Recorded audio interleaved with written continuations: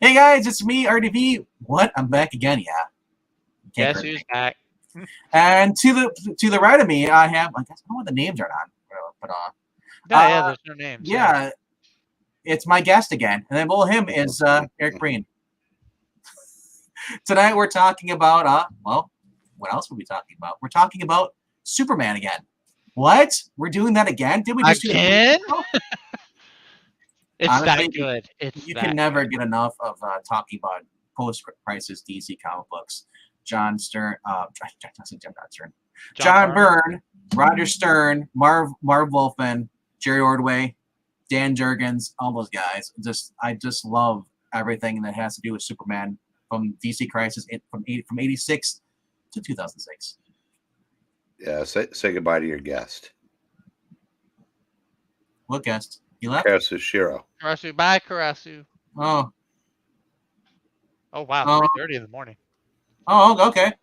I thought somebody was offended we're talking about Superman. I was like, wow, you just hate Superman that much. What, we're doing that? What? No. No, that's all right. No, Um, have a good night, though. Yeah. Say hello to the. Oh, we got some people in the chat here. Wow. Yeah, how I know about that? Marania's here all the time, but I still give a shout out to Marania. Then we have Graphic Man. And Karu Shiro, thank you for showing up, and then thank you for leaving. Wish you could have stayed. Jim Sorensen just hopped in, too. And hello to Jim Sorensen. Good to see you. All right. What's up, guys? I think that's it.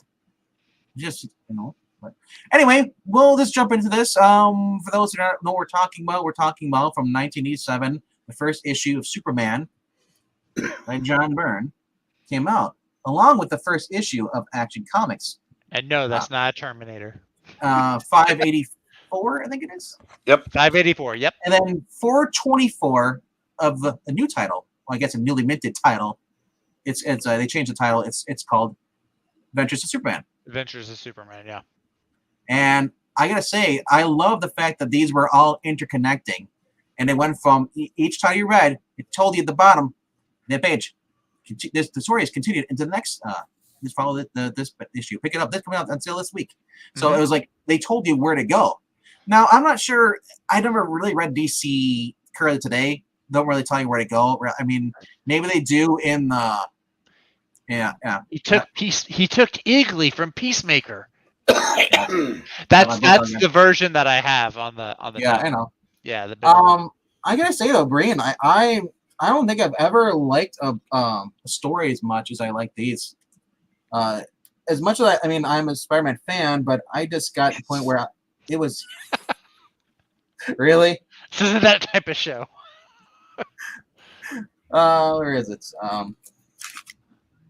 We got to see an evil Superman, but wait, it's not Superman, but it is. Well, are we going to be talking about these in any order, or are we just bouncing around from issue? I guess we can start in order if you want to, but I'm just saying, I'm just showing off the other issues. Oh, okay, I got you. Because I didn't have time to do a layout. Oh, okay. For those wondering, but okay, Zach, Superman 1. Give me your impressions. Superman 1. Here's my big takeaway from Superman number 1. Someday somebody's gonna do this properly. Say, well, I don't do impressions. My training's in psychiatry. Continue. That's a good one, actually. I like that joke. I may have to steal that. No. So my biggest takeaway from number 1 is well, I don't know if it was even number 1. Hang on, I might be thinking of a different one. Number 1's the one with Metallo. Yes, Metallo and jogging. Yeah, actually, and I think it even is, because before Metallo shows up, if I'm correct, and I'm backing up here, I'm skimming through my pages really quickly. Yeah, this is the one. Yeah, it starts out, and I really like it because it shows Superman. What he does is he goes and he finds this laboratory, this hideout that's empty. It's been abandoned. And you find out in those first couple of pages, he's raised out in the middle of Kansas, but he's not like a country bumpkin who doesn't use his brain. You see him using like his microscopic vision, using his powers of deduction. It's actually very much like a Batman kind of scenario. He's like looking around, deducing what's going on. He actually, and then my favorite part, to preserve the scene so he could go back and study it, he just lifts the whole building up off the ground and throws it into the vacuum of space so nobody can touch it. That part really stuck with me because like he's actually pretty intelligent, and is he the world's greatest detective? Probably not, but he is a lot more deductive or deducing, whatever. Lot smarter than I think a lot of people give him credit for. I also really like the scene where he's like going jogging with Lois, and they kind of have this little flirt thing going back and forth. Where like, sorry to interrupt. No, go ahead. Bang. Do you follow Joe on Twitter? Don't believe so, but I can check. Because he just responded. He can come on if you want to send him the link. All right. Oh, right on. Sure. If you want to, what is his? I don't know if you want to type the private chat. Maybe I don't want to say online. But what's his thing? Well, I would just look under his name, and then it should come up. Shouldn't it? All right, sure. Like I said, more the merrier. Yeah, no, definitely. That'd be fun. I thought you were gonna bite Skip. I don't have Super Skip. But I like this because you would almost never see this. I guarantee if they wrote this today, you would never see this where like Lois shoots him down and then Clark continues to like pursue her. You would almost never. You would guarantee you probably never see that today because it would be considered toxic or something.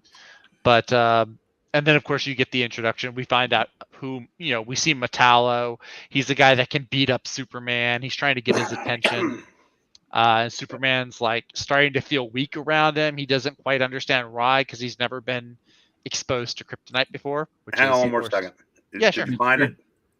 I found Joe Corral, 2003 Kids. That's him. Is that really him? Yeah. Now, can you send that to him, and I'll go ahead and send this to him? Can you send him a link through there? I can. If he's got it open where people can send him a messages, sure. Well, his DM. Yeah. Can you do that? Some people have it closed off though. If you're not following you. All right, I'll send the streamer link. So were they open for you to do that? Yeah. Okay. Yeah. All right. Cool. Hopefully, it says that it went through something. Okay. Sorry, Zach. Didn't mean no, it's okay. No, you're fine. No, definitely. Zach's got many years. I'm not sure. So we better get this going. Wait, what? What? No, I'm just saying Zach's got all the time in the world to talk about this. We're making evil old black people cat jokes. That's what we're doing. Are we? Oh. That's what it sounded like. Remember, I only have 7 more days in my 50s, and you're starting up on me already. 7 days. It's like that ring. 7 days for 7 jokes. So when we get together next Thursday, I will literally be hours away from 60. We'll be counting them down, going through. You will, not me. I'll be drunk. So as Graphic Man says, start over, Zach, from the top. Okay, so so the issue where Metallo shows up, he's robbing a bank. He wants to get Superman's attention. There's actually this clever on behalf of Clark Kent, because Metallo, he's like, he grabs Lois by the arm, and Clark's like, well, I can't just look like a pushover, and I'm no slouch. Mm-hmm. So he's like, tries to, I guess, pull his punch and do the best that a normal human could do. And of course, Metallo, tosses him aside, and he uses that as a way to come onto the scene as Superman. And he's, it goes, he's just like feeling weak. He's getting punched around by Metallo, and he can't understand why, because he's never been exposed to kryptonite before. See how great it is?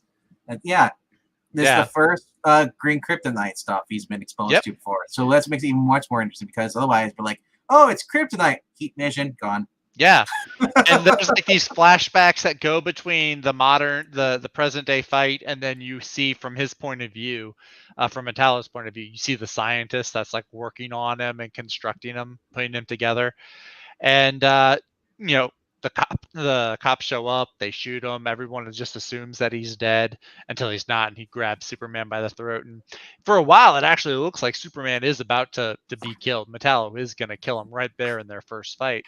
But then Lex Luthor gets wind of what's going on, and Luthor being the egomaniac that he is, he's like, only one person's going to kill Superman, and it's going to be me. I love that art. Yeah, that's cool. It's very Terminator. Very Terminator-esque. I love it. But Luthor shows up and just takes away Metallo before he can finish off Superman. So I love this first issue. It's really, really cool. I love this one right here. I love the green the silhouette with the kryptonite pulsing out of it, but then I even like on the side where it's like his face is peeled off next to the metal skull. It's really, really cool. The headband. I love the 80s. Yeah, her headband. Hey, Groucho, you're here. Thank you for showing up. Even though you hate Superman, Groucho. I guess. Yeah, so this was cool issue. See, Fossils support you guys, even if you don't return the favor. I do support Fossils. I do. I watch the Fossils. I donate to my museum. Watch it last night. I'm gonna go back and rewatch it later tonight while I'm playing Sonic the Hedgehog or Fortnite. You set that up, Breen. Hi, Miss So. Miss So is here listening while working. Hopefully, we're not too distracting. Yes, I know. But this was a great first issue. Will distract anybody. What? He said your good looks will distract anybody. Oh no, the pretty is up top. Him. No, I don't see Joe yet. Not this guy. Yeah, Joe's not here. But the first issue, I really like that one a lot. And then because you told me you got to me earlier today and you was like, hey, read issue number 2, which continues that story. And that one I really liked. That one, actually, the thing that does stick out to me about that one is going back into Metallo, and he's like explaining, the scientist that builds him. He's like this xenophobic scientist. He thinks that Superman is sent as a scout for an invasion party or something. Metallo is supposed to be like a deterrent or something to keep the aliens from invading. So he's like, we read this now, having read Superman for years and years and years. Mm-hmm. But if you put that, remember in this iteration, he was new-ish. And when it was revealed that he was from another planet, I could see somebody arriving at that conclusion, because I guess in this version we hadn't been all of the different worlds and this. They just started kind of bleeding in later. Mm-hmm. So I mean, I could see a guy coming to that conclusion. Yeah. Yeah. Oh no, definitely, I could see it. And like you're saying, we've had Superman stories around forever. We obviously know Superman is not there to be a scout for an invading party or something. But it was just interesting to see, this guy back then having that thought process, I guess. And then of course we see, Lex Luthor finds out that the kryptonite is what powers Metallo. And he actually, this is the second issue, really, what stands out to me is it really just showcases even more how ruthless Lex is. Is issue 2 with the computer? I think, with the computer. Where the computer deduces that Clark Kent is It tells him Clark Kent is Superman, and Lex is so full of himself and so assured that he's right. He gets like the girl that programs the computer that he's like, essentially kidnapped, I guess. He's like, no, you're going to have dinner with me tonight. Yeah, and that's how disgusting a person he was. That was, when I said if Byrne had stayed, I don't know where Lex would have gone, because there's no way they could have kept on that trajectory, because him ripping the kryptonite heart out of Metallo was a distant silver to basically raping that woman. Mm-hmm. Yeah, because it was like, because at first I remember it's like, so like she was I think she had found the picture of Lana Lang or something, and so Lex was like really pleased with her. He's like, hey, join me for dinner tonight, I'll have gowns sent. And she's like, I'm busy, but then he's like, I'm busy. And exactly. He's like, damn, it breaks her hand. I think you misunderstand me. It's like, we have Harvey Weinstein playing the role of Lex Luthor. What's great about that character is she's not a throwaway character. She arrives back later in the series, the cross between Batman and Superman meeting. Oh, okay. Okay. where we get the mystery of the Kryptonite ring. Now, Yeah. she does not make it out of that story, right? Does not. No, she. No, oh, that story that he's Yeah, the talking one down about. What I'm road, talking yeah. about, yes, it's because that's what leads him. Yeah, and then Okay. also, yeah, like I said, like it's them, Batman and Superman learn each other's identity, and also at the end of that plot, you have Superman realize like that Batman's had it the whole entire time. Batman says, like, "I've had it the whole entire time." The ring, but Superman's like, he's like, "You what? You did what?" But then he realized, you know what? If anyone's gonna have a way to stop me, I trust you. Yeah. I mean, that's the fact that I think that was Jerry Ordway writing that in Adventures of Superman. Well, all three titles. You had Crossover, you had Adventures, you had Action Comics and stuff. But it was a 3-issue story. Went through all 3 titles. Mm-hmm. So you had Ordway, you had Roger Stern, yeah, you had Dan Jurgens and stuff. So it's kind of cool to see that they actually I think even John Burns might have been on one of those issues. I can't remember. He was long gone by then. I know he popped back in though for once in a while. I noticed that he'd write an issue here or there, a story. But like I said, it was interesting to see, like, when you read through these titles, the fact that they kept the continuity. They kept you engaged into the story and I love the fact that they even had Superman kind of struggling with everything. Not the point where it's like, oh, great, it's like Daredevil currently, it's Zdarsky. It's like, is he ever going to get out of prison? No. Although, for those who did not like the fact that Zdarsky had him in prison for such a long time, there was Superman in Exile later on in the series where he was gone, left Earth for a while. So, I mean, and that's where we introduced, what's his name? Mongol, in Warworld. So it was interesting to see, even though he was gone, you got to see the progression of the stories. The stories weren't bad; they actually still stayed good. Meanwhile, and then because what happened was here with Superman. Meanwhile, on Earth, you had Brainiac, you had Lex Luthor, you had all these different stories going on. And hello to Joe Corallo, first time on the channel. Hey, what's up, Joe? Long time no see. Yeah, not too much. Yeah. Wait a second. I told you to get the 2004 No. Kids Philosophy runner up. No. He got the better one. Right? Yeah. See, he got this one. Joe, how's it going? It's all right. It's all right. Just working on some writing and editing today. I've got an editing call with Aaron Sparrow tomorrow, so those are always fun. But yeah. It's funny you're doing this. I'm in the middle of the second volume as I'm going through. Yep. Oh, nice. Superman, but I've got the 4 volumes of that, and then I got the then I'm going to dive right into the Exiles and other stories. Wow. I won't spoil it for you, but I'll just say it is. If you haven't read it, it is great.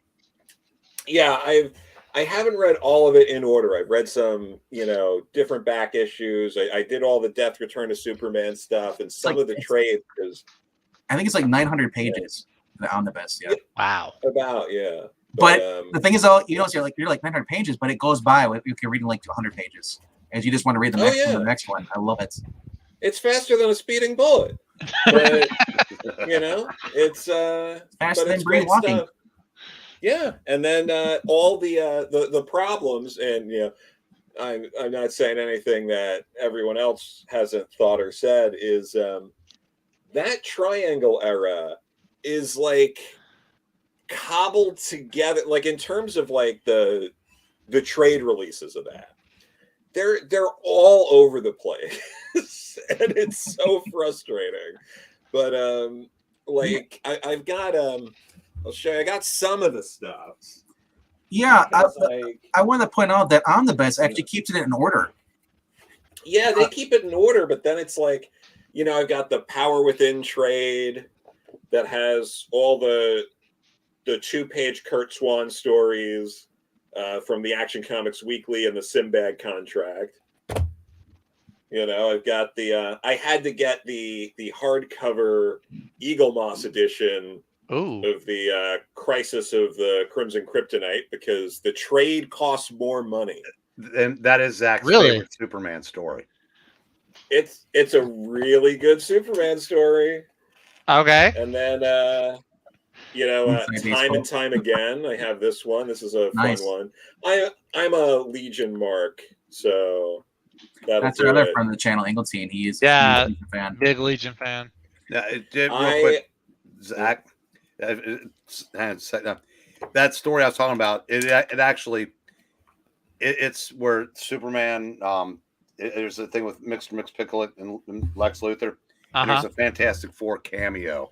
Oh, okay. Where Mr. Mxyzptlk is going, because it gives the impression that he's the Impossible Man when he's in the Marvel universe. Mm-hmm. And he goes, I always lose track of who's who in these universes. So oh, okay. It's actually a very, very good story. A lot of fun.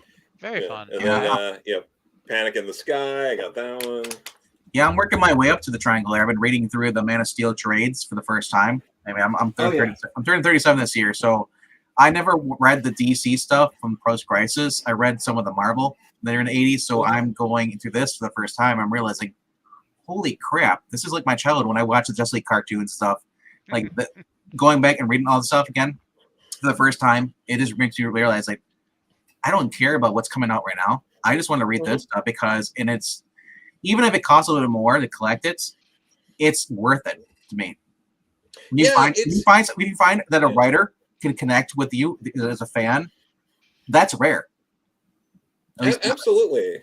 No, there's I mean, there's that. What was it? Then there was the it kills me how they collected it, because they just put out like the oversized wedding hardcover. Okay. Which is great, but I wish they included the material in the Revenge Squad trade, because it's all the stuff that happens right before and right after the wedding to fill that whole, because the whole Revenge Squad trying to get them on the honeymoon thing. So I'm like, it's a pretty thin trade. It's like, I have the trade, so I'm not upset by that, but it's like, you're putting out the oversized hardcover anyway. Like, just put that material in it and just, slap $5 more or $10 more on it. People would have still bought it. Yeah. Oh yeah, absolutely. My biggest grief though is trying to read these is the first time is trying to read them in order. Yes, exactly. That's why so you're getting trade. If they're missing stuff, it's like, oh, now I got to look for that. So luckily, my friend's been letting me use his DC Infinite app. I've been kind of going through that, and they have most of it, not all of it, but they have the Triangle Era. So I'm slowly working my way up. I'm in 1989 right now throughout the DC era, and like I said, like I got past the Superman Exiles for that, and so it's like, wow, it's been a while since I read a story like this. I grew up as a Spider-Man fan. So I didn't read comics until 2003. When I was graduating high school, I started picking them up, and I went through the Stan Lee stuff. Yeah. So to me, reading this stuff is like when I had so much fun reading the Spider-Man stuff going through the years. It's just, I feel like a kid again, reading the stuff. Yeah, and I'm actually going to be 37 myself in a couple of weeks. So I got but I know I'm getting so old, right? But anyway, but Green, don't you have 7 days to your 60? Shut up. But one of these things I want to push for, and I think Breen will back me up on this, is there's actually enough material, especially pre-crisis, but you could probably, if you make the book big enough, put in the Adventures of Superman issues as well, but like a Marv Wolfman Superman omnibus to put all those action, like his whole Action Comics run, the few issues he did of Superman and the Superman family, World's Finest, all that pre-crisis stuff. If you put that in one big book, I would buy the hell out of that, and I think it's like this wide. This just stands off the table. But you could probably put that together for it would probably be like 1,000 pages, and it'd be great. I would love that. Like I said, once you get to Breen's age, you got a large, as like a coffee size table, like that tall. Yep. The Wolfman Kane run in Action Comics in the 540s, one of which we have done a retrospective on, Thinking Critical. Is that the guy who steals all Engeltine's ideas? Yeah, he does. Unless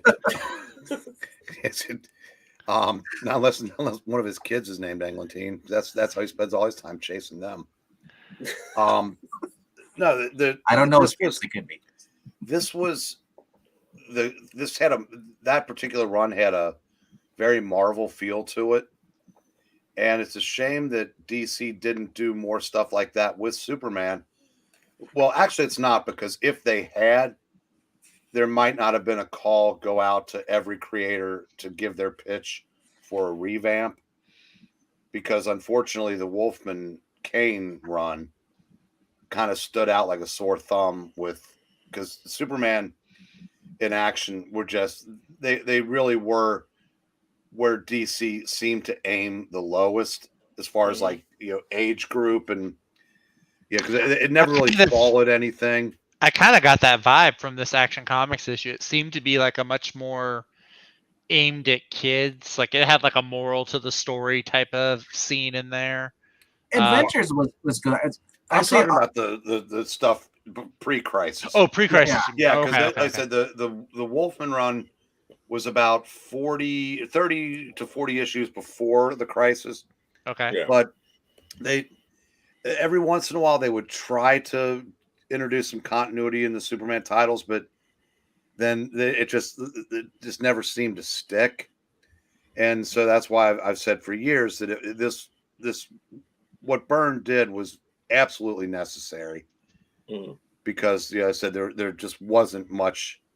The Wolfman story was like the run was more like an outlier than what you usually got. I gotta say, like even though after Byrne left, I love the fact that the writers who came on were not vastly different from him as far as writing styles. They didn't I'm not saying like as far as like it would be today, being awful, but I mean I like the fact that like you had Jerry Ordway, who had worked with Byrne before and all stuff. I don't know if they're like they're friends or whatever, but Ordway kept kind of the same kind of feeling that you got from John Byrne stuff. He changed it a little bit, but you can really see that how Ordway would write stuff, especially in the Superman Exile story.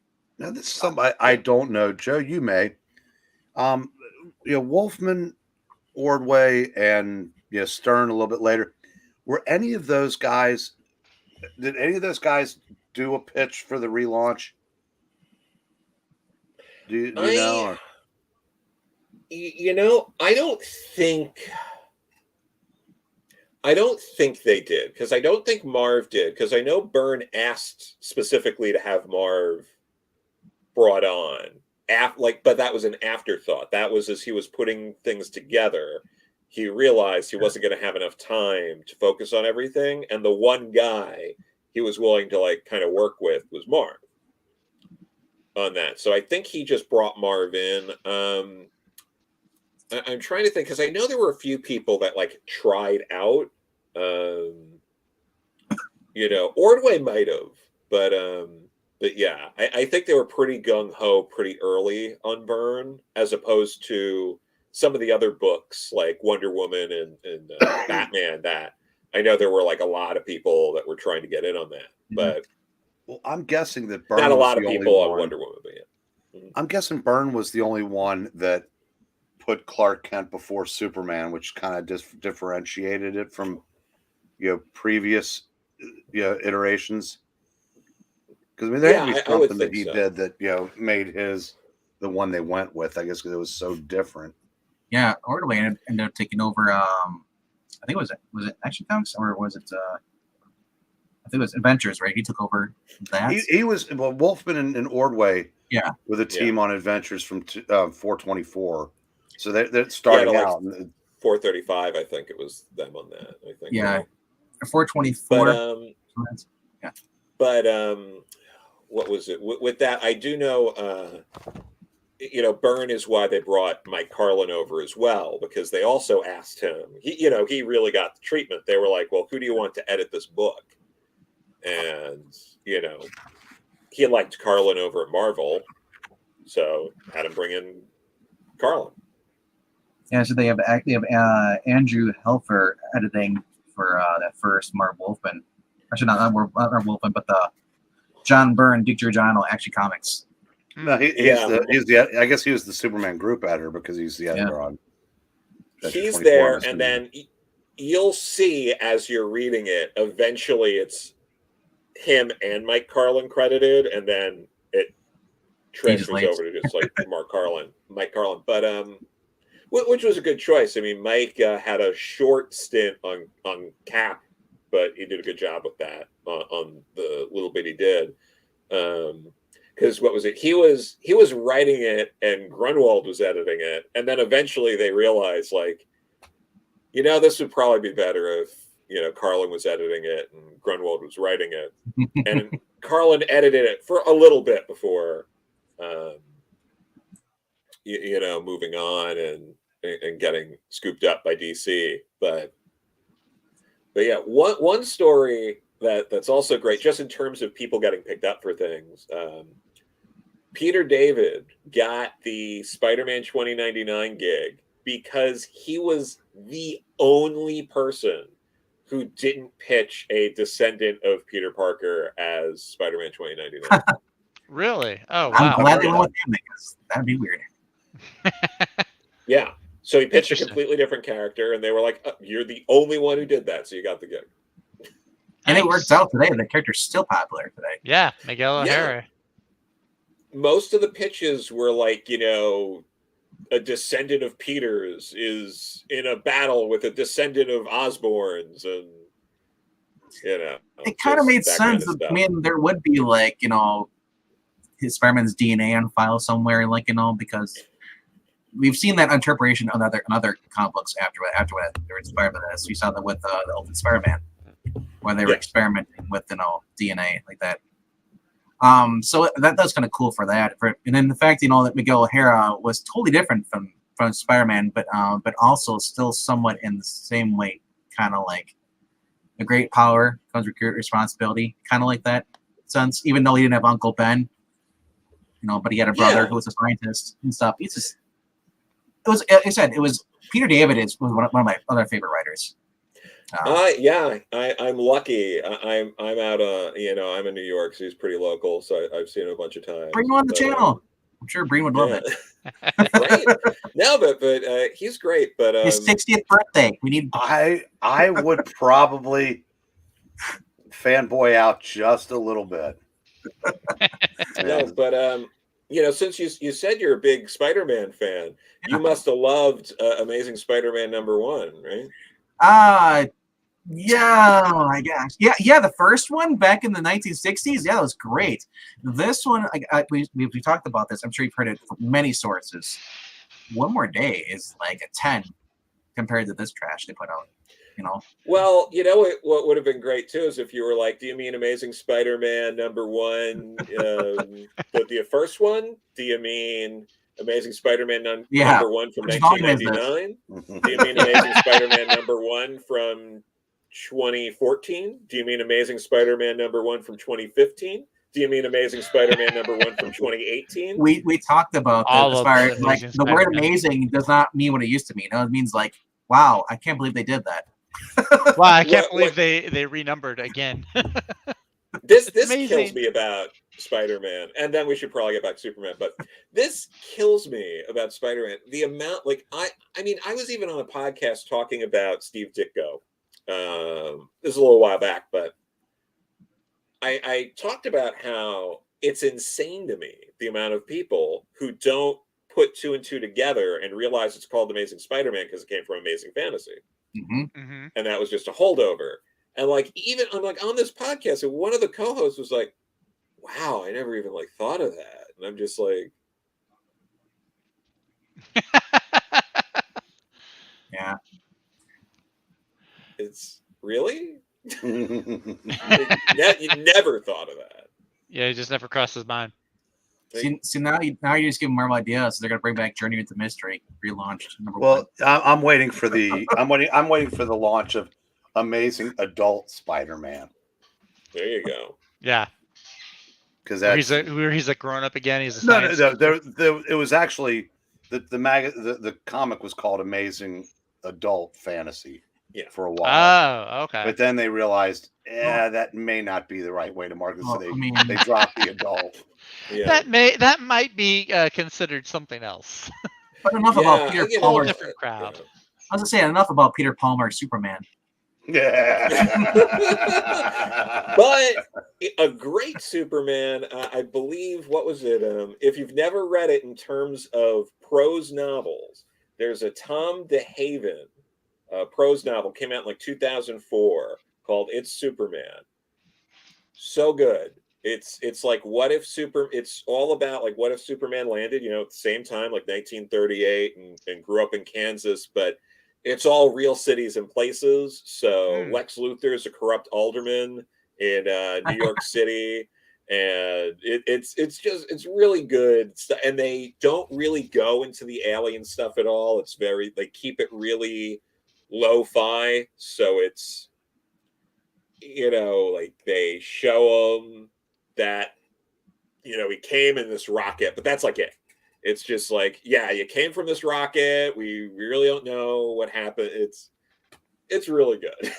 Okay, cool. I'm gonna check it out. Yeah, well, that's what we were talking about. One of the things that was really cool about these John Byrne series is that it does focus more on Clark Kent versus Kal-El. So it's very, he's very down to earth.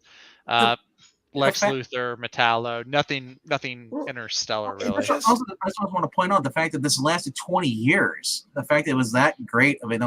They could have just reverted whenever they wanted to, but they let it go for 20 years. More like 15 or so, but it just never made any sense that a guy that crashed to Earth as an infant, lived his whole life on Earth, being raised by human parents, why that was the disguise for his native world that he literally spent, maybe 2 diaper changes on. Yeah. The same people that want you to expect that Superman spent 5 years looking for a planet that's just gone, and then come back to find out his Lois Lane has a kid with him and his someone else. The whole Brandon Ruth again. That story was weird. And we don't talk about that or Bruno. We've been over this. I don't know who Bruno is. Sorry, but no, I'm just saying. What? The one thing I think that worked in Superman Returns, it's a few seconds of the movie, but when Kevin Spacey's Lex stabs him with the kryptonite and goes, "Now fly," and shoves him, I'm like, that was cool. Out of that whole movie, I'm like, that was like 7 solid seconds of quality Lex Luthor. So that was he was actually, I was thinking about it because I rewatched Superman Returns a few months ago, and it's a lot better now. Like I enjoyed it more now versus when I did in the theater. But there's a handful of really good stuff in there. Well, the opening scene with the plane catching him in the baseball stadium, was great. The whole. That's a nod to like the callback, because then he has the whole line from Christopher Reeve of it's flying statistically is still the safest way to travel. Yeah. And like I said, like that, I liked it. They wanted to do a Christopher Reeve movie. That's great, but then you bring in the evil, stab him with the kryptonite. It's like, wow, that just took Gene Hackman and just said, you know what, move over. Yeah, I still can't believe we keep making these Superman movies and he hasn't fought Brainiac yet. Right, that's or a Parasite or a Metallo, somebody he can actually punch. Yeah. Well, he has a great rogues gallery, and who else has a great rogues gallery is Captain America. And I am not kidding, and I'm sure you all probably have heard similar stories, but I remember after Captain America Winter Soldier came out and seeing that with friends, and people very earnestly saying, well, they did Red Skull and they did Winter Soldier. Like, what else can you do with Cap? Baytrack the Leaper was great too. Don't forget about him. God bless him. And Batrock the Leaper. Batrock the Leaper, Batrock, whatever. The Leaper. It's not like they don't have Baron Zemo, Arnim Zola. That's the thing. They brought in Baron Zemo after Rogers is dead. It's like, why? Yeah. Well, technically he was in Crossbones. Another movie. They had him. Yeah, but he wasn't. He wasn't Zemo. He wasn't Zemo, but he wasn't Zemo. They had Arlen Zola, but he wasn't really Arlen Zola. He wasn't like the mechanic suit walking around. Can you imagine when people would complain? Why does he have a purple sock on his head?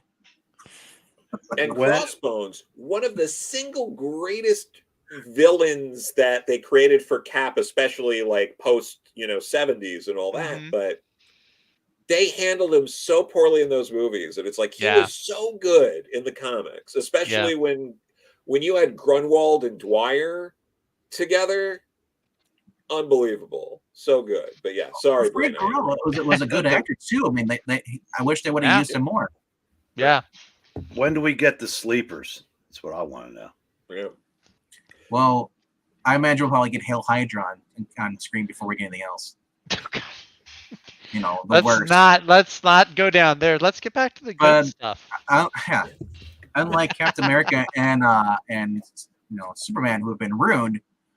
I mean, sorry, not Superman. I misspoke. Spider-Man. Now you may say yes. Yeah, I couldn't do it with Spider-Man 1. I couldn't bring myself, because then that might have given the impression that I liked it. Like I said, reading through these I keep trying to say Spider-Man now because I'm Spider-Man. Superman. Sorry, I had the same problem last stream with Kate. I was trying to say somebody else. I just going off watching. I'm a fan of the Christopher Reeve movies for Superman stuff. So in Exile, if you read that story, when he comes back, I had the Christopher Reeve Superman scene playing through my head. He's coming, he's battling the robot stuff. He'd come to save the day.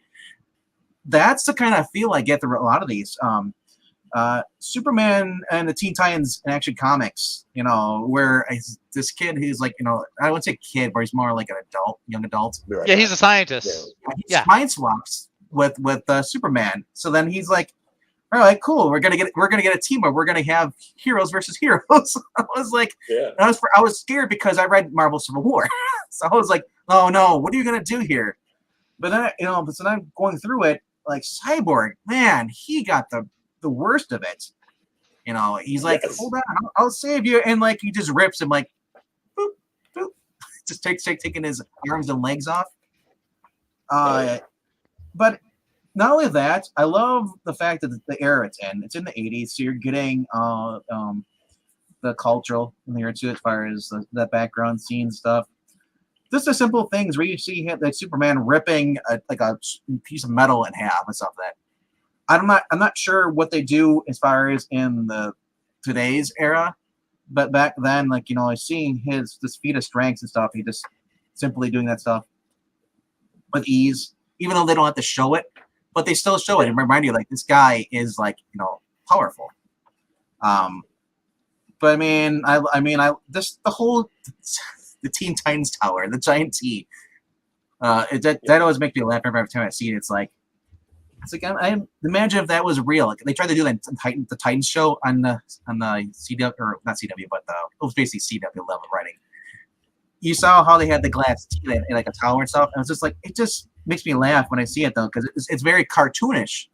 Yeah. But even then, it's I said I love everything on it. I mean, you look at this many pages.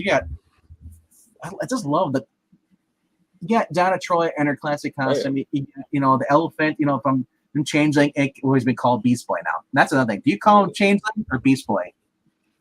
I like Beast Boy. I'm going to be that guy who's I tend to call him Beast Boy because I love the original Silver Age Doom Patrol run, and they called him Beast Boy in there. Yeah, I just like Beast Boy is what I was introduced to him as when I used to watch the Teen Titans cartoon. That was my intro to Teen Titans. So I like Beast Boy. I actually like his purple costume more than the red and white that they often had him in the Wolfman Perez run. Just angry. Yeah. Clark. Yeah. This was a cool story. Yeah. I'm sorry. Go ahead, Joe. The Teen Titans cartoon was really the first time I really got to hear about the Teen Titans and stuff like that, consistently and follow a story. And then I later went and I immediately went to the the Perez Wolfman stuff, because I think at the time when I was aware of it, it might have been during the Jeff Johns run. Yeah, it sounds about right. I think they were pretty close. The cartoon and the Johns run. That was the first one. First run that I read actually was the Johns run. Yeah.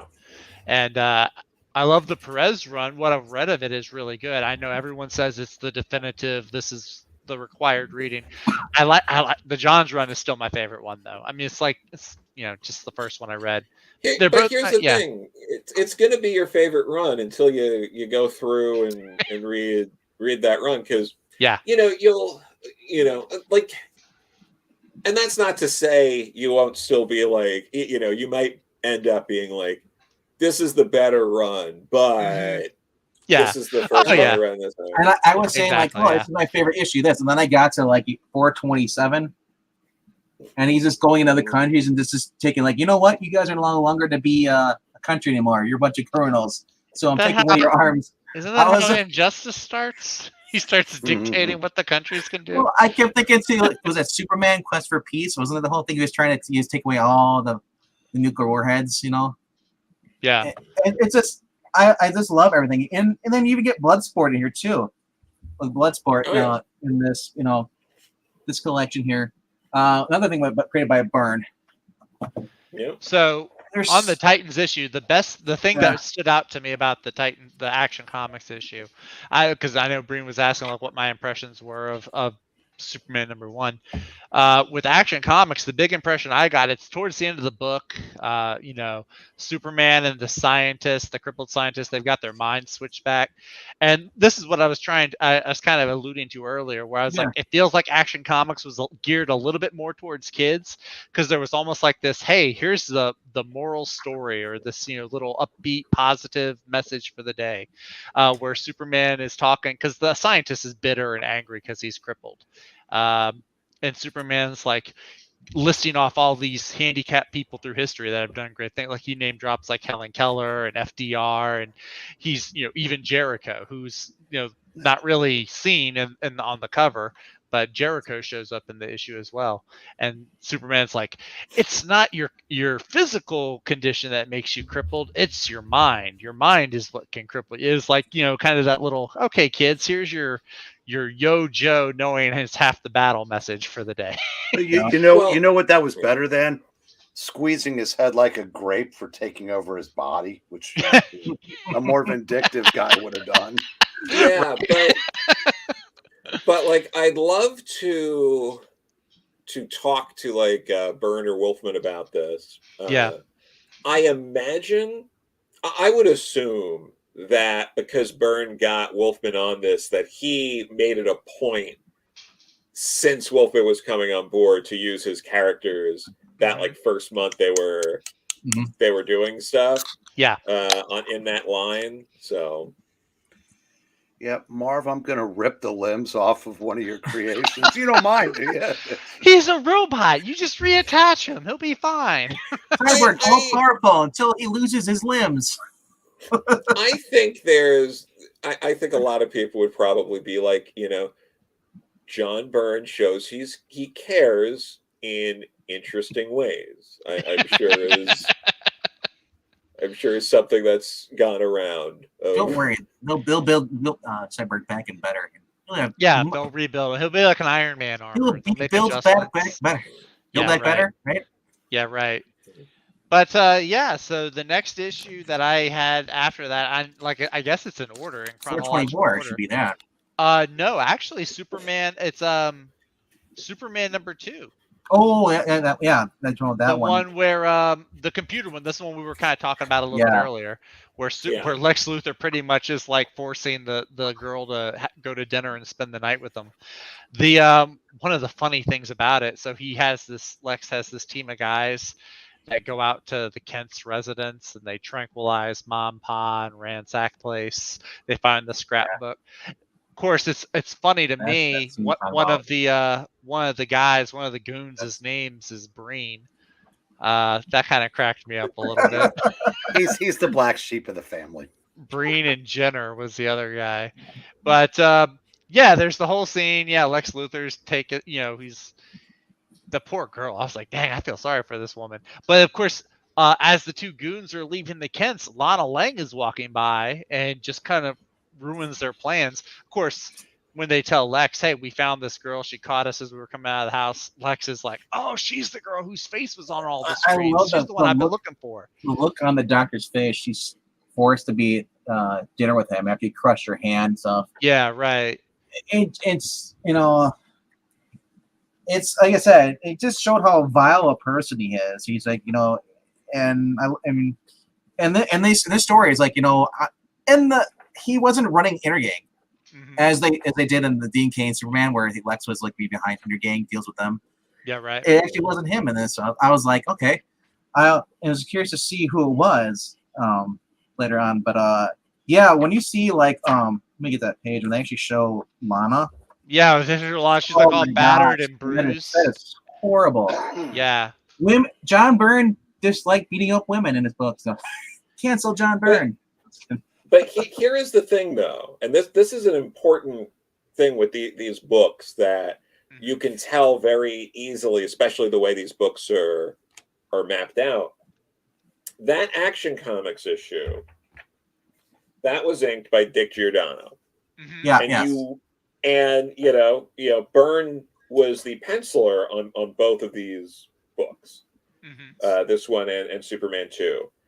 But the Terry Austin inks, this is night and day. It looks like a different artist did both books. Yeah. And you don't get that anymore because people don't care about inkers. Yeah, the team inker going through all issues. Yeah, normally all people talk about is the pencilers, yeah. Or the colors. This is radically different. Radically. Giordano and Terry Austin are night and day. Yeah, I mean, he does do a great job, but you're right. It is very distinctive versus the previous issue. Yeah, absolutely. Honestly, this is from the Superman 2, issue 2. That is, if I ever saw him come and be that pissed, I'm telling you, I'm shitting my britches. Yeah.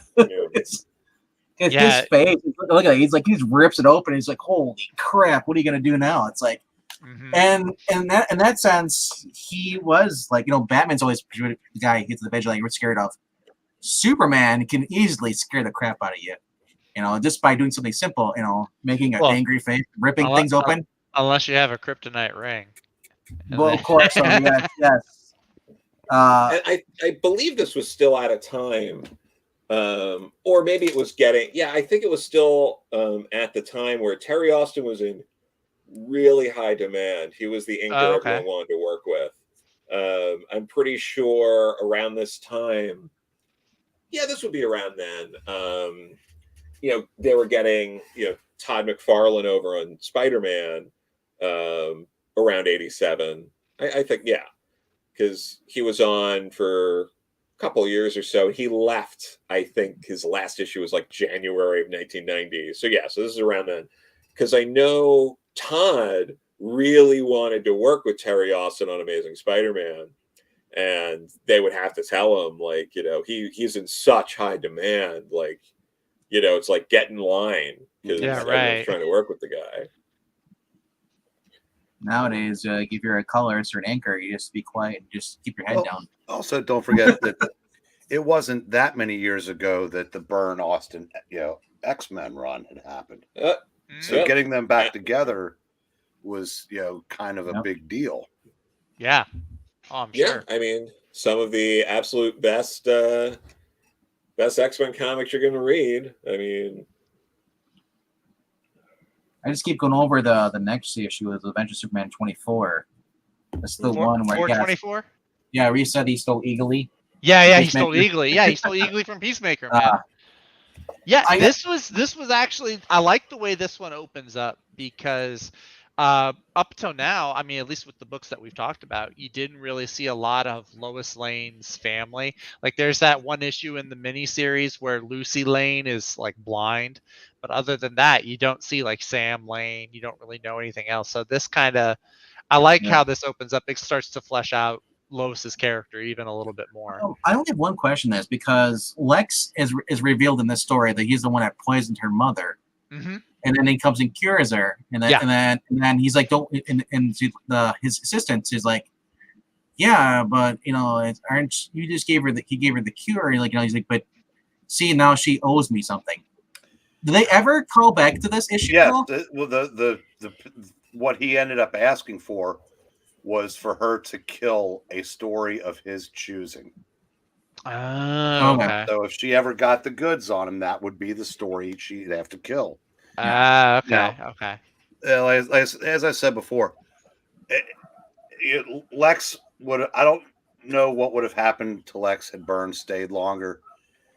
But I said at the end of the Superman 2, I just had to point out, I thought that ending was so awesome when he is so arrogant that he is smarter than the computer to put two and two together. Right. And Yeah, if came Lex up with- listens to the computer, the story run is like 3 It's issues just- long. yeah, it's obvious to a machine, maybe. It's like, And then Yeah. the girl actually does get a break because after all that, Lex Luthor's like, "Get out of my company. There's You no can't place see for the you." obvious. You have no place in my corporation. Yeah. And I'm thinking Right. like, that's the best. To me, that was the best line since Fantastic Four 176, when Stan is walking past a poster of Howard the Duck saying Marvel Comics doesn't have time to waste on silly looking characters. and then because the other thing with this Adventures of Superman book, Mhm. the first introduction of Cat Grant. Cat Grant. Yep, Yep. that's Yep. right. And And that was fun. That actually, I like that for two reasons. It shows like, hey, Lois is kind of giving Clark the runaround and like denying his advances, but I mean, other people like Cat Grant, I mean, she's like thinking like, it's funny. You're reading like the thought bubbles between her and Clark. She's like, oh, he's gorgeous, and he's thinking the same thing about her at the same time. So it's like, okay, Clark is he likes Lois, but he's not gonna. He's a red-blooded American male. Well, you also have to remember at this time, we had nearly 50 years of, well, I shouldn't say, because the first 10 or so, Clark actually had some stones. But for about 40 years, he was this bumbling, I have to be a timid buffoon as Clark Kent. Right. So this was falls to over. help establish that Clark is cool. Yeah. Yeah, He's a good-looking guy. Yeah. He's a novelist. He's had best-selling novels that at some point they just forgot about. It's dropped that part of the character. He said in the Exile story, he's actually offered a job as an editor at a competing news company. Oh, okay. And everything. So I mean, like it's interesting to see the different people that work at the daily. Right. Yeah. And by the way, yeah, Planet. Cat Grant. She actually says here, his novel. It's not going to zoom in. She does talk about Clark writing a novel. She calls it scrumptious. Yes. But yeah. So, and then of course Lois is kind of disgusted because Cat's trying to put the moves on Clark. But yeah, I thought that part was really cool because it shows, okay, well, he's not just only got eyes for Lois. He's kind of playing the field, I guess. Maybe he's not slouching either. he's not. Yeah, he's not really slouching. He's standing not straight up. really. Yeah. Well, it's kind of like, I guess, what Byrne was saying. He's not just this kind of recluse that doesn't know how to conduct himself in public. I guess he's a cool, I love how normal Cat guy. also comments like he's got manners too, and he's tall and he's handsome. And it's like, who are you? It's rare to find a guy like this in Metropolis. That's why she really went after him too. So I thought that was kind of cool introduction. And then we also get Emil Hamilton introduction here. Hamilton, that's right. We get our introduction to Emil Hamilton. He's over in Suicide Slums. Clark and Cat go visit him, and he's showing off this science experiment, this invention that he's made to, defend people. We also learned that he used to work for Lex Luthor. Yeah, he was a little sketchy in the early days. Yeah. I think I don't know that he was designed or introduced to last, but I think he must have gone over. They must have gotten a lot of letters saying, "Hey, we like this guy," because he kind of came around to being, because I think he actually tries to, maybe not kill Superman, but he tries to do something to incapacitate him. He tries to prove that his device can capture him. Yeah, make that's money. right. And then but he ends up becoming more of a confidant, and I think he gets a job at Star Labs eventually. Eventually, he has contact at Star Labs and stuff, and then because Lex wants to buy his machine, Lex apparently bought. And it says, like, well, you used to work for Lex, and you built that underwear. You're in my company. I own that machine. Yeah. That's the whole thing. That whole issue is kind of cool. You got the giant, this The giant machine tank, here. the worm tanks. Yeah. And everything, and then you find out there's people inside it controlling with their thoughts, with their mind, with their mind stuff. So it's like, and he's struggling against it too. Yeah, isn't it made of lead so he can't see inside it? Yeah, it doesn't let people in there. Yeah. And then you see Lois gets abducted by. Yeah, you see, I mean, it even well, beside the Lois thing, going back to Superman for just a second, this is kind of like what I said at the beginning. This, you see Clark even deducing as he's flying around fighting them. He's like, well, where could they be from? He's coming up with options like it could be Korak, but they have the terrorist. It could be them, but they don't have money. Luther has money. Like he's kind of putting the dots. He's got his like detective brain on. Korak is where he goes to in 427. Okay. Yeah. So that's kind of cool. This is kind of cool. He's sitting there talking to the guy, and then he knows that, hey, there's actually a guy trapped under the machine mirror over there, debris. So he uses his X-ray vision. Yeah. Like, this is little stuff they don't have to do, but they do it to show that he's a good person. Yeah. Right. And then like you were saying, though, Lois gets kidnapped. I kind of thought, I was like, I went and double checked, and I was like, I wonder if Marv Wolfman did that as kind of an homage to the John Byrne issue where Lois Lane is walking out and Lex Luthor tries to get her in his car and he can't because she's on her way to go somewhere else. So I was like, is this like a little homage or a continuation of that trend? More of a continuation. Yeah, the next issue is actually 425, where you get to see where Emil Hamilton wants to basically to use the device to. He's like, look, I can put you in this force field here to and I can control you. Can't when it break out. He's even Clark tries to do it, because Clark and Lois were interviewing it at the time, and he was, he's like, wow, even under I tried to, I can't do this. He mentions that. So, and then because of course Lex's goons come up, they want to do and take control of the device, and he's like, I can't let him do that. I never knew there's as much backstory about Emil Hamilton. I only know him from working Star Labs in the Superman cartoon. But I have to say, after these 4 issues, reading them again, as the only one of the 4 of us that were buying these off of the stands as they were coming out, I can't tell. Of all the stuff that was coming out at that time, the Superman books were probably what I looked forward to the most, because it was such. Never has a character gone from so just to wow, literally overnight. And for those first couple of years, I mean, I just could not get enough of it. Definitely though. I said, this is I know you got it on Comixology. You got yours, Zach, but Joe and I got the actual trades here. I guess. Yeah, those big old hardcovers. Yeah. $50, but I mean, I got this for free because, well, I bought it on eBay, and then they shipped it, and it went longer and longer than I thought it would, so they actually gave my money back, and I actually got it for free. Oh, nice. The second book, though, volume 2 is around $60, I believe, too, right? I know, because they're out of print. They're out of print now. Yeah, I have the whole set, but I'm going through. I'm looking them on Amazon. I was just like, there's so many of them. there are, but I did get Jerry Ordway to sign this one. Oh, that is cool. Oh, that's amazing. I'll send you my book. We can trade. All right. Just a heads up to you guys on top. When it's time for Joe to move, if he calls you, you're busy. Just trust me. Yeah, there's a lot of big, heavy books here. Hey, I will help you for one of those books. Honestly, if he calls me to help him move, he may not have enough books when he gets to the new place. I might have it still in my car. Yeah, that's right. He loads them in his car, and then you never see him again. Another nice thing I have here that expanded. Oh, that's a fan signed right by now. Pete Tomasi. Wow, nice. So that's awesome. All these books serve as reading purposes as well as weapons.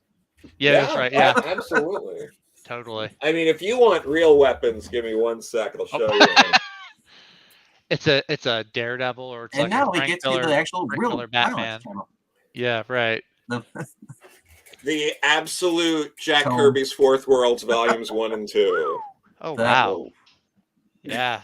I mean, let me crush somebody with those. Yeah, that's incredible. Yeah, that's cool. I love that Kirby thing, and then it's designed like a mother box.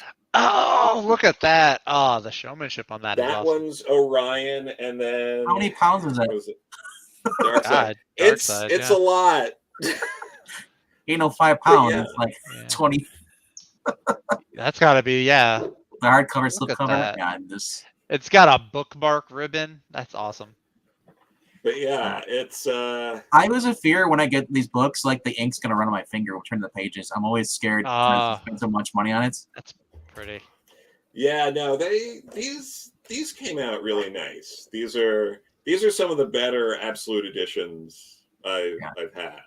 Yeah, I was always Like, buying I always buy it from Marvel. I was getting the essentials, the black and whites, because I figured they were kind of cool, and like the fact that I didn't need color. Okay, No. Joe, favorite Fourth World title? Ooh, that's tough. It's hard not to say. Oh God, this is tough. Especially because I just did a read through of all of it not long ago, but the Jimmy Olsen issues might be like the best stuff. It's so good that the Jimmy Olsen stuff. It might be Jimmy Olsen. The New Gods book itself might have the best overall issues. I think New Gods #7 that really sets up the whole origin and how Darkseid came to power and all that. That's a really good issue. But yeah, I might have to go with Jimmy Olsen on the best overall title because there's so many great issues of that. Like the one with the guy in the volcano, like that whole bit is so good. Look at Breen's smile. He's just. Oh yeah, I was agreeing. It's Jimmy Olsen hands down for me. Yeah, it's Jimmy Olsen, but there are a couple of issues from some of the other books that might be the best overall issue, but I don't even know, like, because then I would have to compare it to the best of the Jimmy Olsen issue. So yeah, That's that was complete Jimmy. Silver Age through Kirby. What is that? Because I've never read that stuff. So it's the very end Silver Age. Like it's technically the Bronze Age at that point because it's all like early-ish 70s. This is what he took to DC. Now, he went over there and they were going to let him create his own stuff, but he also said, I don't want to step because he comes over and they're saying, here, take Superman, take Batman, take my wife, and he said, I don't want to step on anybody's toes. Give me your lowest selling title. It was Jimmy Olsen. So he incorporated that into this Fourth World. Superman's pal, Jimmy Olsen. Yes. Okay. Wow. And I said it just the stuff he came up with in that. I said I think Darkseid's first appearance is on in somebody's watch, and I think Jimmy Olsen 131 or something, 130 something. Yeah, it's like the second, I think, Jimmy Olsen issue in it. So if you're a fan of this series, you did not like how Jimmy Olsen was a dick in the Ordway. But the Byrne stuff borrows heavily from that. I mean, that's like the Superboy series, the Doublix character and Cadmus. Oh yeah, that all came from Jimmy Olsen. Yeah, I mean, that was another thing you'll read with he goes to the Pocket World where Superboy is pretty much dead in a funeral. He's brought there by Lex Luthor from an alternate universe. Matrix Supergirl storylines like that. Those were cool. I never read the original story, but they give you kind of a recap, and I just thought that was kind of cool. And that's where like you get to see him. He finally plays Judge and Jury, because like those Zod on that planet, alternate universe, Pocket World, created by this alien cosmic being, had killed 5 billion people on Earth. So he was forced to kill all of them, and then it haunted him. And that led into the Exiles storyline. So I wonder, if we asked 100 people that question, does the Forever people get a vote? And, it's a shame because it's not a bad book, but it felt unnecessary compared to a lot of the other things going on. Well, it didn't And get I'm saying, relaunched. yeah, no. I think they tried once. I think there was a New 52 effort to retry to. Oh, there was a miniseries in the 90s, but when they brought back Yeah, yeah. New Gods and Mr. Miracle in 77, they didn't, Forever People didn't get a call back. No, and it makes sense. I get it. But the, Well, the hippie but thing was Superman- kind of over by then. So that's basically, I mean, it was, Yeah. it was, fourth world hippies. There was one story I read of Jimmy Olsen where he was helping out these people in this space station or something like that, or some kind of like, and then something went wrong, and then he was like trapped in the middle of it, and Superman couldn't get to him. I can't remember if it was from a TV series or if it was a comic book series or animated series. I just remember there was something like that, and I'm giving you like, okay, I have no idea what you're talking about, but I mean, I think that might have been in one of the relaunch, New 52. I'm not sure. Because I've read a few of them, Jimmy Olsen's, and every time I read them, it's like, wow, these are like they're good, but they're also so like aimed towards kids. They're not like more like you see the current stuff. I guess you'd say much more towards adult with Byrne and everything else. Even though Byrne was writing towards kids, like kind of like Marv Wolfman was. Well, Byrne's idea of Jimmy Olsen was, I think, he had him as really not even old enough to really be working there. But I think once he left, two things that happened was Luther was his villainry was kind of tamped down so he could last, and Jimmy Olsen, I think, was aged up.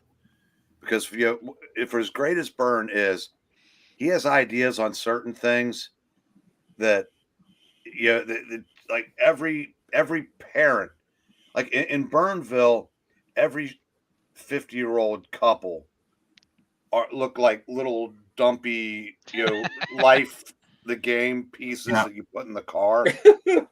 And he never strays from that. And I said his in his mind, Jimmy Olsen was this little kid, and so he's not flawless, but I said still.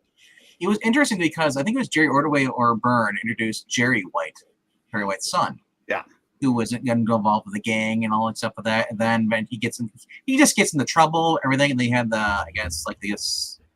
he was dating this other woman. Well, they also didn't talk about his other son, Switchblade Jay White. So that's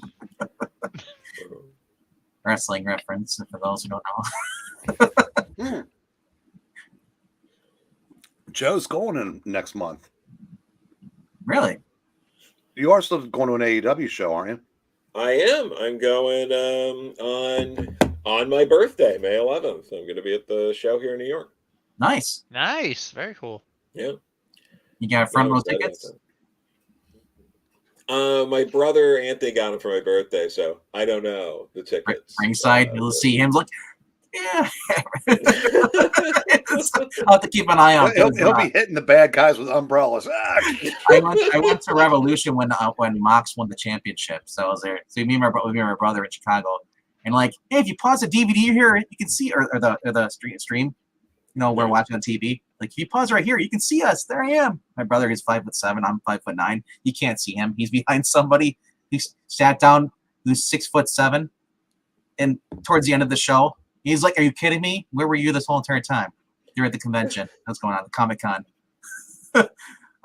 But getting back to the Superman stuff, it was seeing Jerry Olsen be introduced into the character, or not Jerry Olsen, but Jerry White, and seeing him just being a troubled teen, having troubles with his new girlfriend, and then his dad, and just like the point where Jerry gets kidnapped, and his dad's like, "Well, I don't want to retract my story. This guy's got to go to jail," and he's like, and Jerry just hates him, and then he starts leading Jimmy astray too.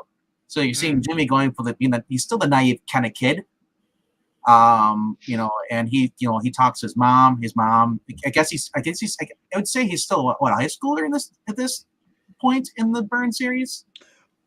They, like I said, once I think they kind of aged him up. Because his mom After didn't that- want working there anymore, or something like that. His mom was ill or something, and then they talked about how his dad was part of Cadmus. That's all revealed too, like Jimmy Olsen's dad. Mm-hmm. That's why he wasn't in the picture. Didn't they try to float that Jay White was actually Lex's son? I don't know about that. I think at some point they intimated that Lex had an affair with Perry's wife. That had been in the 90s. I haven't got there yet. Because Lex got around. No, he Oh did. yeah, well, in the Man of Steel series, he's supposedly been married 7 other times. I think they were going for a Henry VIII thing or whatever. I think they kind of did away with that because he did end up getting married in about halfway through the 90s to some Contessa. oh yeah, Contessa. Like I said, I mean, going from Bronze Age, reading that last story and then going over to the Man of Tomorrow, which I think is that Alan Moore? Alan Moore and Yeah. Kurt Swan. Yeah, reading that and then going right into like Superman #1, it's like holy crap! It's like it's one of the books where it's night and day, as far as the version of the character. And you can just see it in the writing. You can see the passion behind the writing. Not to say that they weren't passionate about what they're writing in their book. Oh, the Alan Moore story is Yeah. as good as anything Byrne Yeah. did. Yeah. Mhm. But it was also he got to do whatever he wanted because it was a what if. Yeah, He could kill anybody he wanted to, and Yeah. so he had no rules to play by.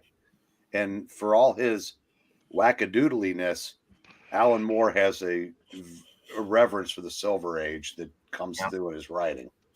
Yeah, I mean, every time I reread that story, I pick up on like another little thing he did, or why a certain character interaction was as impactful as it was, and things like that. And I think Murphy Anderson, inked one. I know George Perez inked one page, or one issue, and I think maybe Murphy Anderson inked because I know both covers they're Swanderson covers, and that was a big deal for Alan to make sure that he had Swanderson covers. Joe, do you have a favorite story out of the John Byrne, Jerry Ordway stuff run from the 87 to late 90s? Do you have anything like that? I know you hold up the Exiles. Do you have like a particular like issue or annual or like that? You know what? There's a bunch of stuff I really like. I really like a lot of all of the stuff in the Death and Return of Superman era, like the Wake stuff that like Wheezy wrote. Mm-hmm. All that stuff where she's really selling a lot of the emotions that the Kents and Lois are going through. Like I really like that stuff. I think Jurgens did some really great stuff. I think the whole bit around the return that revolved around Cyborg Superman destroying Coast City. I think Jurgens doesn't get enough credit for having.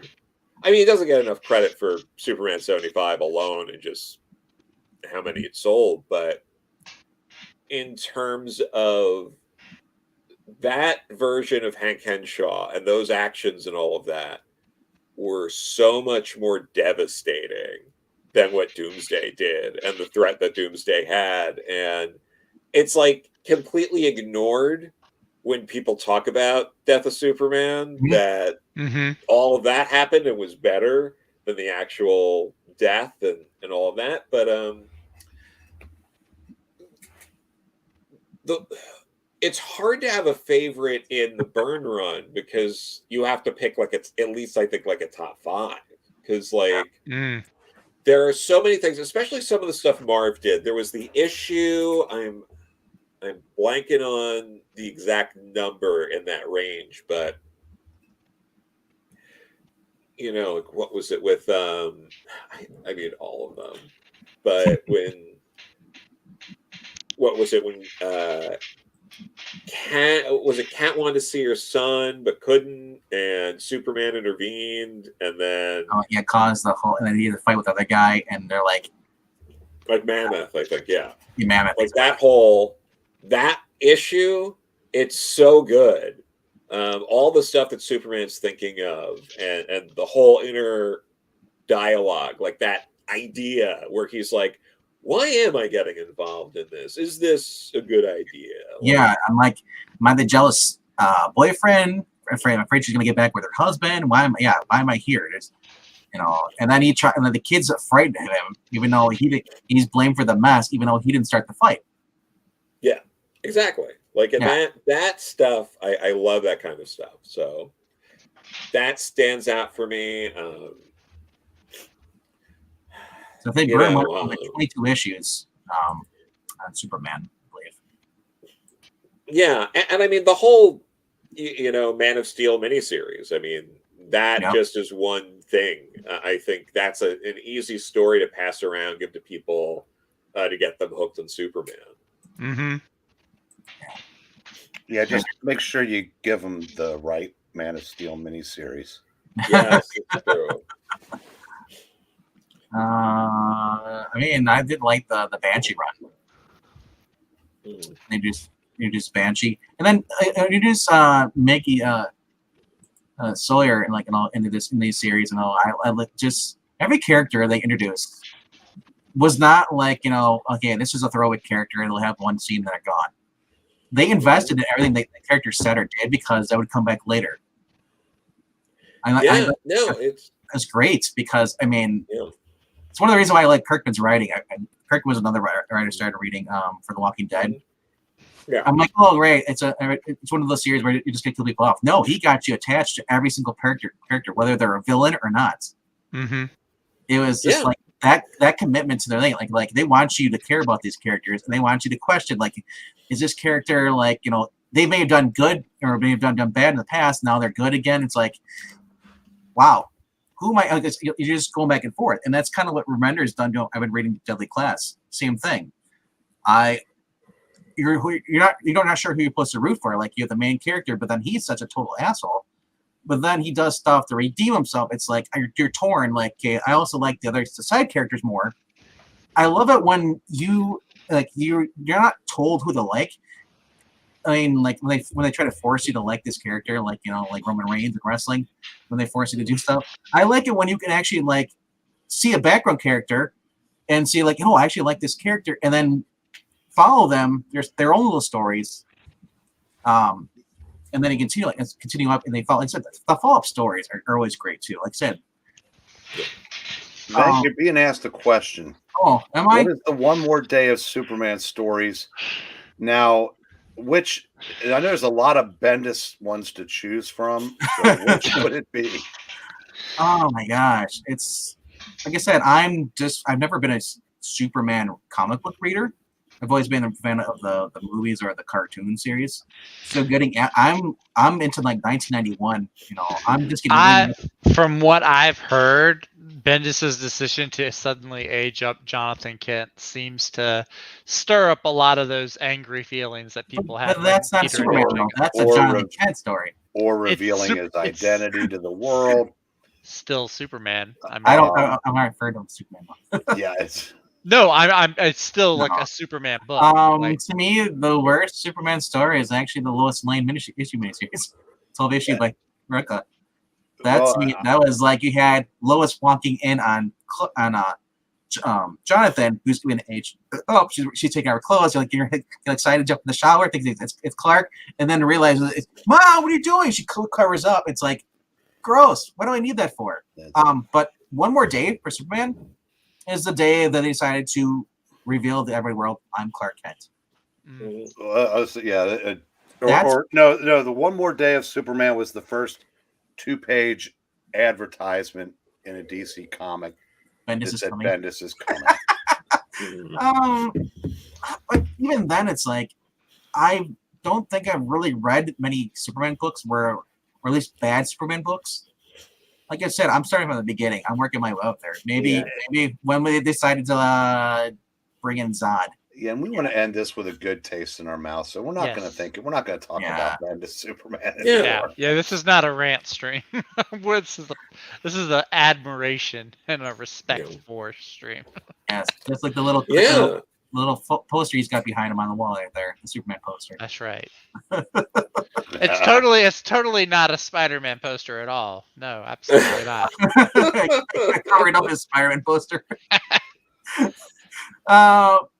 No, I just reading this stuff it's basically inspiring. It's cool to see a character. I mean, that's what I always preach about Spider-Man, written by Stan Lee and even Roger Stern and stuff. And this character, when you see a character struggling, but he doesn't give up, he keeps going on, he keeps pursuing. Superman, like there's a part here where he becomes like gangbuster. He has a split personality, and that's from the Eradicator device. The introduction of Hank Henshaw by Dan Jurgens' book, where he has the Fantastic Four and then the Superman books, but they all die except for the girl, supposedly, until Hank Henshaw comes back as the robot thing in Satellite. Yeah. That, like I said, it's cool to see this stuff. Seeing an actual Superman, what I grew up watching on the animated series, which is really good. 1996 animated series. Check it out if you haven't. Yep. Even the Fleischer cartoons. When you see Superman just going through, like you can't stop him, and I love it. And you see, especially that 427, I think it is, Adventure Superman, where he goes to that Korak and they're firing everything at him. He's just like, all right. But I mean, he even takes shots on it. He gets. I mean, that's the thing I get people complain about this is that, well, he should be able to get knocked back by a blast from a tank or like. No, if he's caught off guard, he gets sent back. He gets knocked back. And I like that because we saw that in the Superman crossover with Spider-Man when he punched him. Oh, he hit him, but this time when he was ready, Spider-Man nearly broke his hand. The important thing is he gets knocked down, but he gets up again. Yeah, never got to keep him down. I was going to say, no one ever, when they talk about Superman cartoons, reference the 80s Ruby Spears cartoon. I watched. No one ever does. I think I watched because YouTube, the glory of YouTube, you can watch old shows sometimes. I think I have those. And when he goes and he gets hit by criminals, he's like, Kryptonite! Ah! I love that. I was not expecting that for 80s cartoon. He's like, Kryptonite! Ah! Just kills over. He just screams. I just love that. I mean, I was not expecting that from a cartoon, but even then, that was another thing when Lex Luthor was trying to hijack this train, like this military train, and he needed to distract Superman. I said I love pretty much all incarnates of Superman stuff. Man of Steel, and said John Byrne setting the example where Clark is not the mask. Clark is who he is. Superman is the mask. And I love the contrast between where Bruce Wayne is the mask and Batman is who he is. So it's so funny. It's funny though because after Crisis, Superman and Wonder Woman really had a good solid direction, but like it was taking Batman a bit to get its footing. Yep. Like it was kind of all over the place for a little while. I mean, Crisis spawned a lot of cool stuff. You got the JLI, well, that was cool. The first I noticed about Batman was, they kind of did the same thing with New 52, where the Batman and the Green Lantern Corps were essentially left alone. Yeah. And weren't radically altered like the other properties in the line. Yeah. So it's sort of like business as usual for Batman. I noticed that when they did the Legends series, the Jason Todd was still the golly gee whiz version that had been introduced in the mid 80s. And then almost immediately after that, I think it was Max Allan Collins changed him into a little juvenile delinquent who was stealing the hubcaps off the Batmobile. Yeah. When they met, and then turned him in, and then 20 issues later, he's so unlikable that he loses a pole to die. But I think what really ended up helping the Bat family was Tim Drake, because I think that gave it a center. Tim Drake came in the 90s, right? Some phenomenal events within the Bat family of books. Yeah, no, but yeah, no. Tim was great, but definitely, I think once they start getting artists like Norm Brayfogle and stuff like that, it really helped too. Yeah, I did like the Night of the KG Beast or whatever, the 10 Nights of the Beast or whatever. That was also because as much as I like Max Allan Collins novels, wasn't a big fan of his Bat run. Yeah, was it Kevin Nealon? I always get confused because the comedian has the same name, the artist that was Nolan. Nowlan. Yeah. I liked his art on that, and I guess he was drawing for the Batman stuff in the early 90s.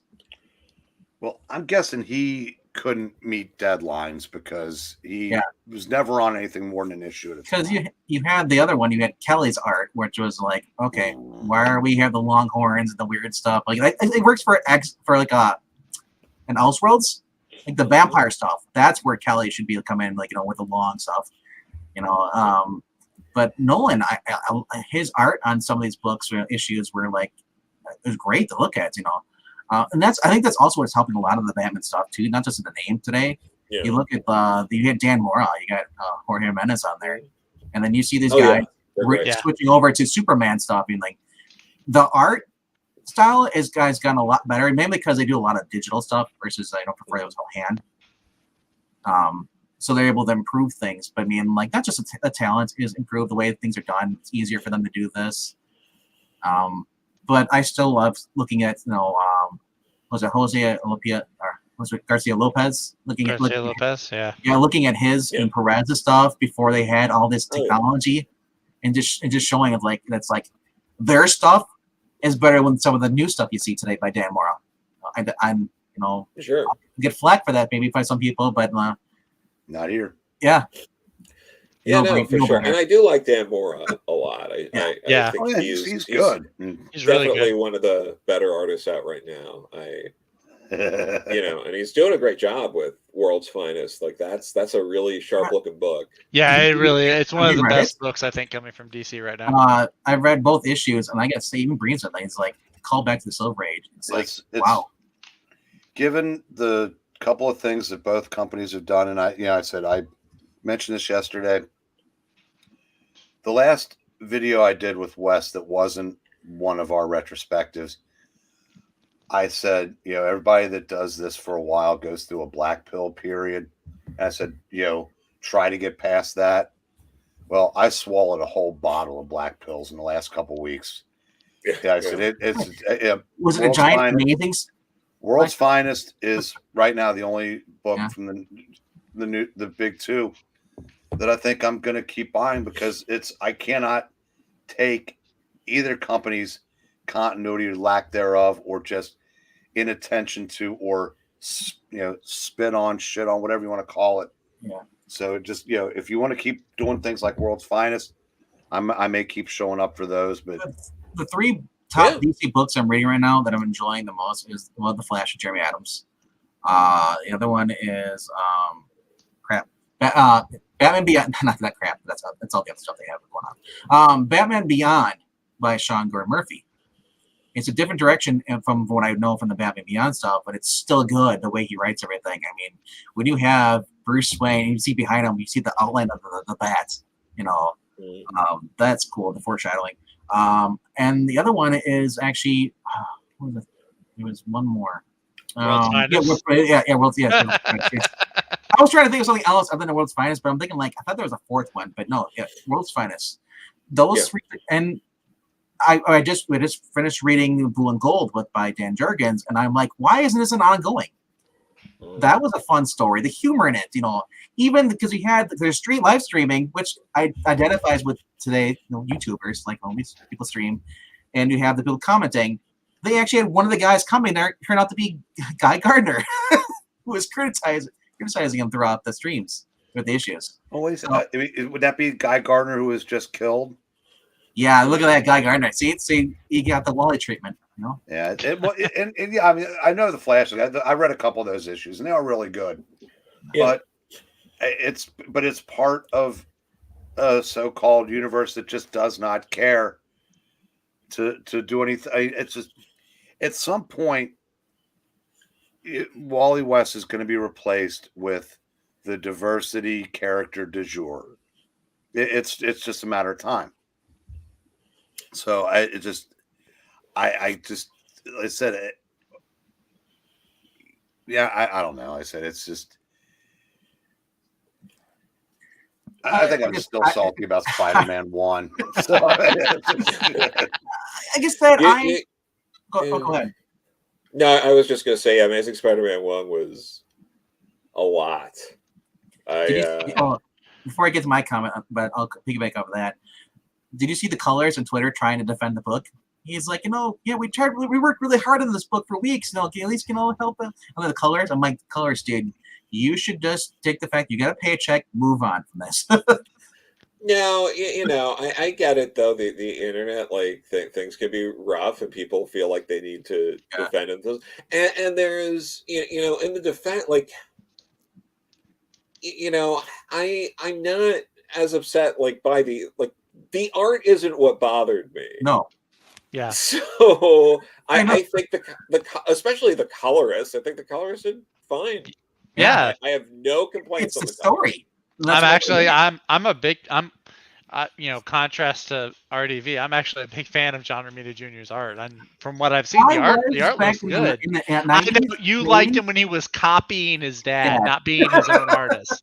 No, but I even liked some later stuff. I thought he did a good job on Thor with Dan Jurgens. I liked that enough. That was good. Yeah. That might be around the last things, that and some of his smatterings of Spider-Man around then that I enjoyed. But it did feel, in fairness, it did feel a little stronger than some of the Superman stuff. Like it felt like there was some more enthusiasm behind it there. I'm not as hard on the art as some people are with it. Yeah. No, I said the same thing. That the art wasn't my problem. I said, and the Mary Jane with the kids, that's easily explained away. But Peter Parker being a complete asshole, I don't know what if it's gonna be revealed that something was in his head making him dip it. I said, at some point you run out of goodwill. And we talked about this on the previous stream, that they have been jerking around Spider-Man fans for the entirety of the 21st century.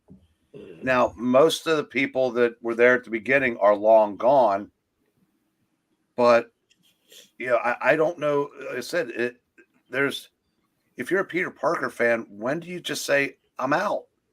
And I did it one more day, and I left Marvel for like 9 years, almost 10 years.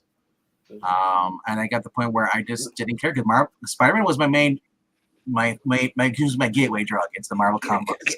Here's when the only Spider-Man writer that you can honestly say did the character right is the same guy that turned Captain America into a Nazi.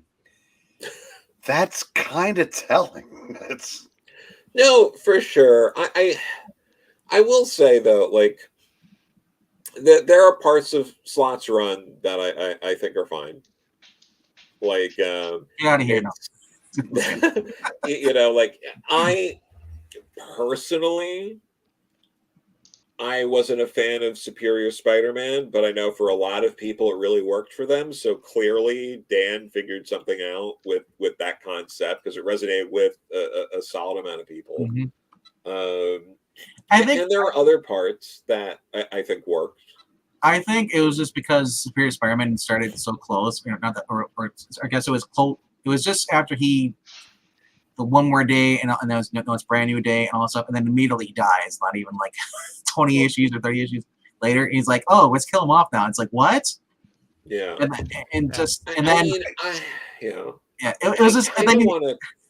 was just gonna say real quickly, you had Otto just basically like what he did, how he treated Black Cat and how he treated MJ, and just like, and it's like, man, how is he supposed to recover for this? And then we found, and it's, I just got to the point where it's like, man, when you remember when Peter Parker, his biggest struggle was like, you know, having to make it to somewhere on time, and or try to deliver this cake for Aunt May's birthday or something, and like try to swing, but also get stuck, you know, either on his way to school or, you know, it was just like, and you had such a huge supporting cast, and it got to the point where Marvel decided, like, we don't want the coffee bean anymore. Like even, I think it was even one of the issues, like the coffee bean was like closed. They closed it. One of the issues. Yeah. Maybe it's Straczynski's run, but you can tell when, you know, just they were starting at the point where they were either running out of ideas, or they just didn't want the character to be the number. They're tired of him being the flagship of Marvel. They wanted to push somebody else.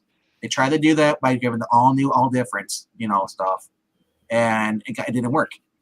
You know, Frogurt Hulk didn't work. You know, bringing in Riri Williams to replace Tony didn't work. You know, it's not that these are bad characters. It's just that when you have to kill the other character out the fans love to prop them up, that's not good writing. I mean, I don't mind legacy characters. If you want to do a legacy characters, why can't you do like a future Avengers? Why does it have to be like you have to bump up the current Avengers to put the new other people in? Same with DC. They just did the Justice League. Now they're gonna push their future, you know, because you would have to work that much harder to get the replacement characters over if the ones that people liked are still there. I don't know. I think Jan Jurgens could have done a Justice League Beyond, and it would have sold just as well. You know, I don't know. You know, it's just. What do you say to that? Because you don't want to, you know, talk bad about anybody, but you also don't, you know, want to piss anybody off. I mean, well, it's not any one person's fault. No, I'm not saying it is. I'm just saying the whole who the editorial. I mean, it's obviously the editors. I don't know if they're told to say this is what we want by the upper ups, you know, or it's just like who is making these decisions? Is it? I mean, it's because obviously it just comes off as like for Marvel and DC both that the person at the top has never read a comic book in their life, you know, and they're just there like just make money and that's about it, you know. And you look at it, Marvel flopped 3 different times, and then like didn't went bankrupt like 3 times, and then before Disney got it, it went bankrupt a lot. Yeah. So, well, a lot of that had to do with extending their reach farther than its bank balance would allow. I mean, it really the comics not selling weren't a factor in any of those. Like I was told last week is like, oh, the Byrne Steel, you know, John Byrne Man of Steel, Superman. Well, that's 20 years old. Who cares about? Let's talk about the new stuff today. I was like, have you ever read this stuff? No. But you know, it's this. We're getting old. You do need the stuff today to be good to get people in, and then you can get people to go back. But you need sort of people. You hook them in with what's coming out now. I thought Rebirth was a good blend of the original stuff, and then with the new stuff, they try to continue that. But instead, they brought Bendis in and decided, you know what, we're just gonna copy Marvel again. No, I'm with you. I think that stuff's good too. I like that. And that's the thing is, I've always tell people follow the writers you like, follow the artists that you like, you know, follow them. Once you learn, then you may become more selective, but then this way. If you're spending the price hikes, Jan Jurgen book comes out, Robert Venditti. Those are the guys I'm going to because they've proven time and time over that they are fans of the material that they're writing. It's not just a stepping stone. Sure. Meg Spassaggio wrote that Jenny Hex book and proved that, you know, that she actually can write good stuff that we like, you know. No, I like amazing. I'm a friend of Mag's. I was supposed to see her tonight, but she might have gotten, you know, exposed or all that. So like, we'll just do it next week then. No big deal. Yeah. But no, Mag's isn't a bad writer. At this time, it comes down to it. I don't think there's bad writers. I think it's just that the higher ups want a certain type of story, and you know they either you play ball or you're gone. Well, there are also a lot of times a lot of rewrites, and that can deflate people. I've heard stories from creators about, getting asked to do 4 rewrites on an anthology story. Oh, Like it's like an 8-page or 6-page story, whatever it is, and getting just notes and just rewriting it so many times, and in a situation like that, it's like by kills all your the mood. time you, Yeah. it kills your mood and excitement for the project.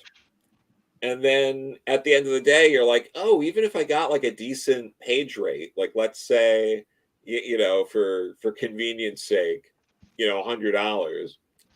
If you had to then write it 4 times, you're really only getting $25 a page.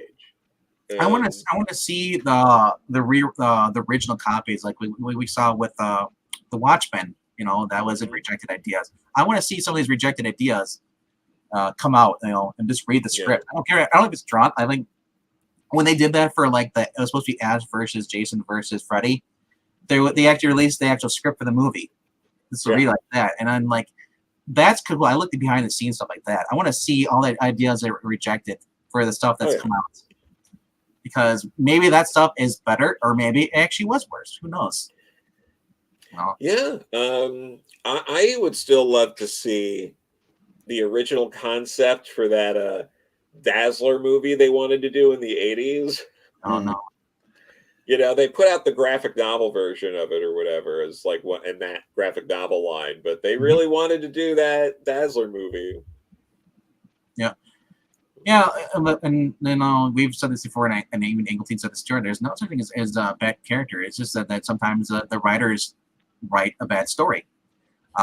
Once you see a character like Riri Williams, she was started off as a spoiled little brat, and then the next writer came in, and I was like totally different character.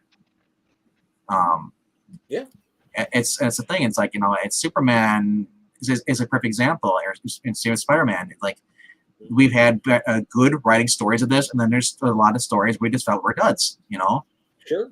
And I just like I said, I want to see people writing stuff that they're passionate about, and then being allowed to write it. Because it just seems like they got an agenda with Captain Marvel. They have to have a certain way.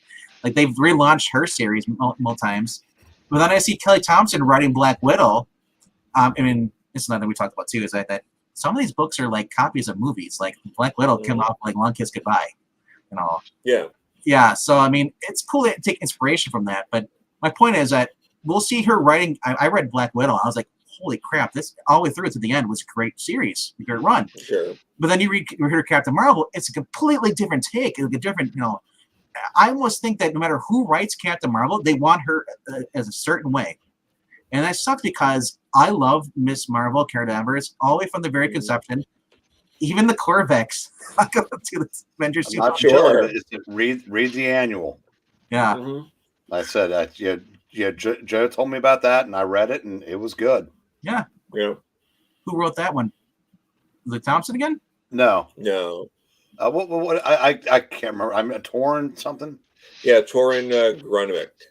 Okay. She's what was it? She's from let's say Norway, but yeah, it's good.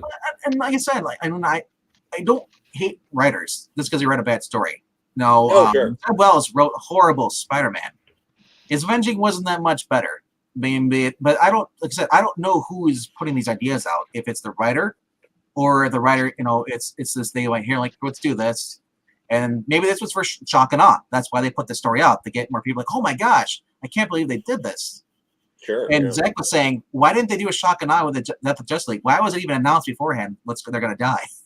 Yeah. Everybody knew what was going to happen beforehand. Where Spider-Man, nobody knew until after they already bought it. Well, what you do in a situation like that, most likely they wanted the numbers to go up. So they had to start talking about that. So that way people would call their shop or say to pull it because it might be a collector's item or something like that. I mean, that's why you do that. I mean, like when you call it Death of the Justice League, like I'd be shocked if like they all survived. It's just like this called quits. I like how our Superman retrospective became I know. everything but Superman. I know. Let's go back up though. Well, we're almost at 2 hours. I'm actually looking at the Yeah, clock. I'm I've gonna got to call be in the minutes. getting off pretty soon. There was a question before, and it says, Zach, what have you done today? I've learned that Venkman really does not like modern day Marvel. No,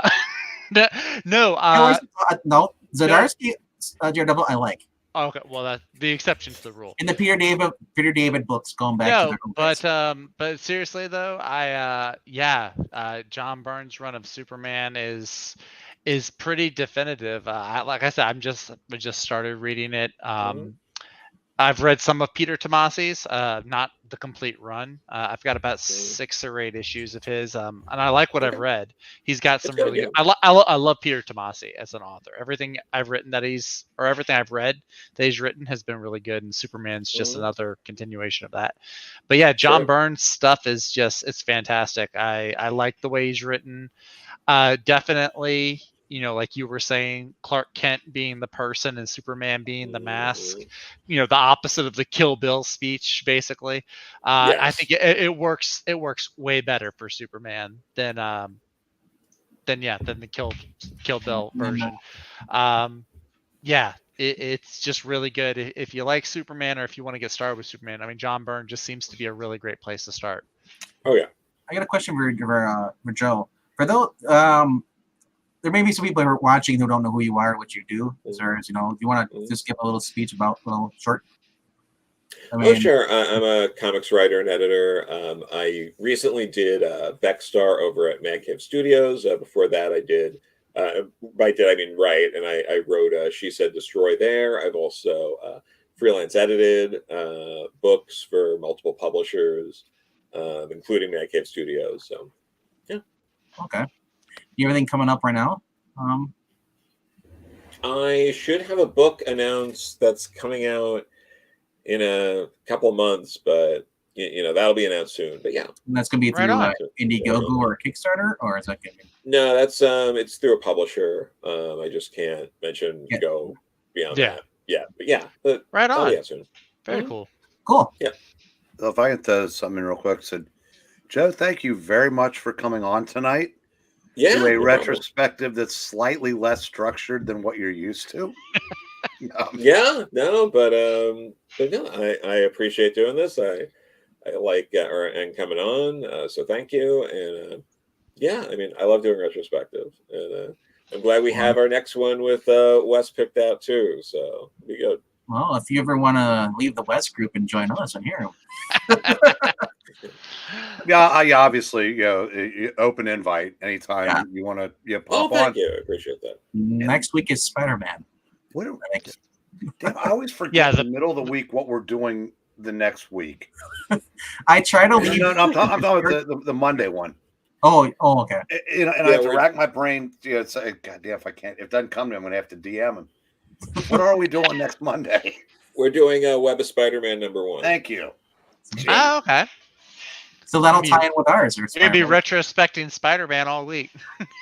Yeah. And then after that, I'm really excited. We're doing Showcase 30, which is a full-length Aquaman feature. So. Nice. Yeah. And to tie it into other things, last night on the Fossils, Dr. Silver Age showed the actual copy.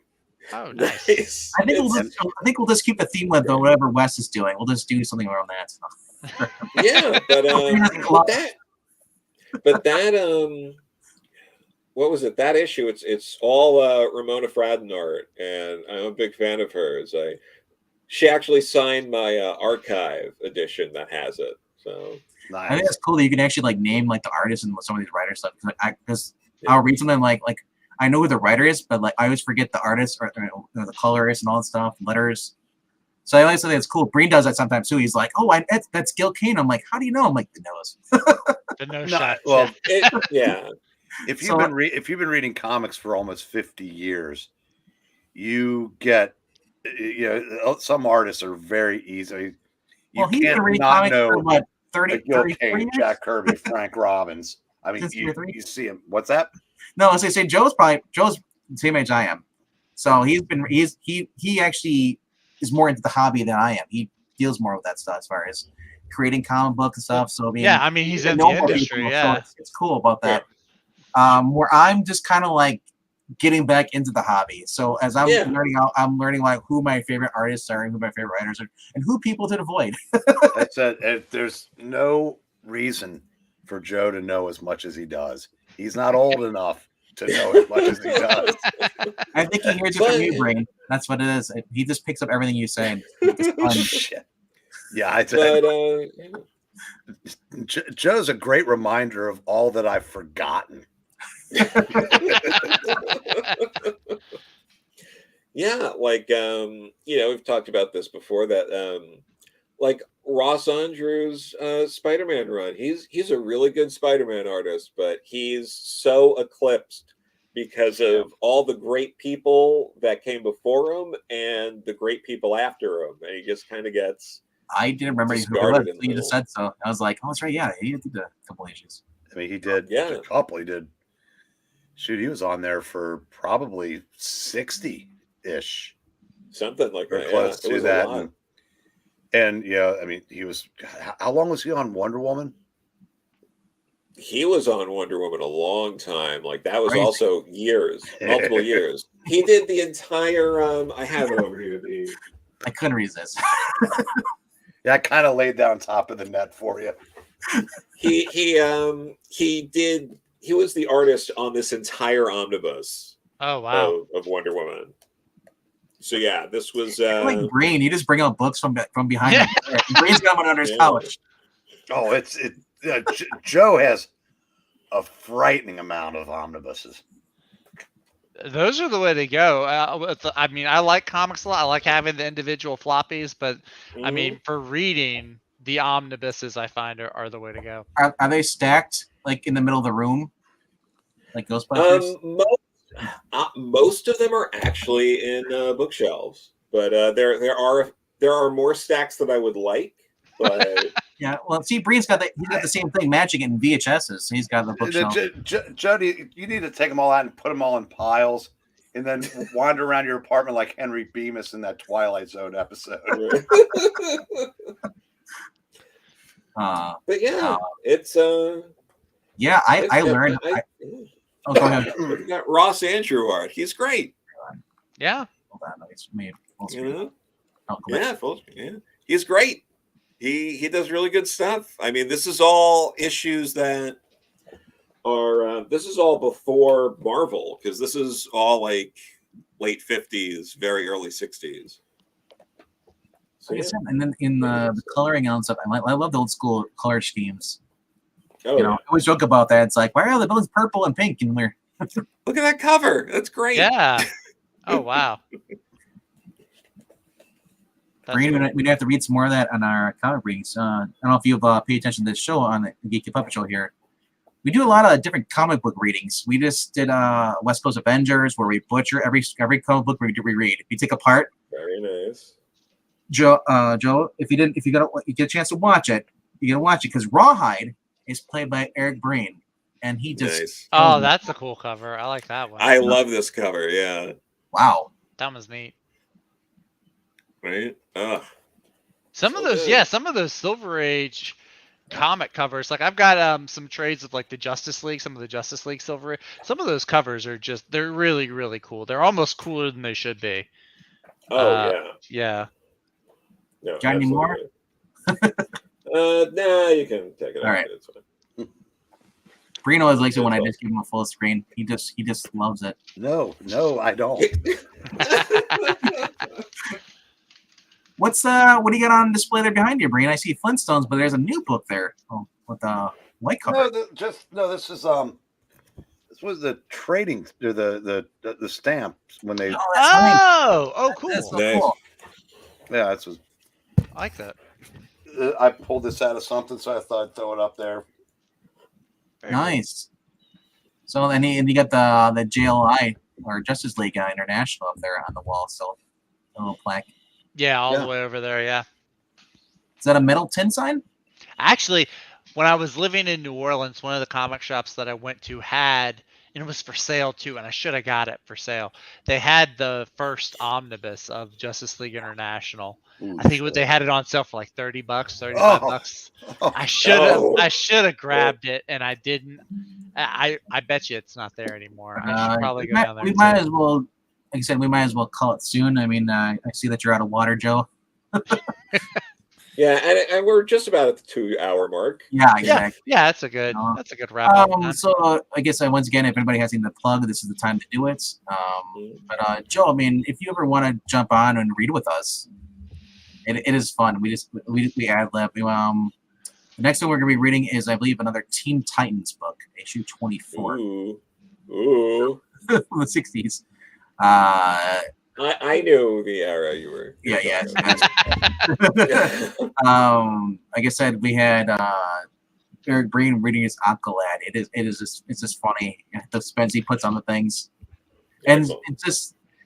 This is my first time reading through a lot of these issues, so I mean, when we read them as a group, even though we're not serious, I'm still learning, but I'm also having fun too. That's one of the reasons why we do the readings on this channel. Sure. Yeah. So whenever I imagine you are busy, so most of the time, but if you have your free time, it's open invite. We read on Fridays and Sundays. All right. Cool. So Yeah. Reed can always shoot you a link over if you want. You're just ask me, I'll just shoot you a link too.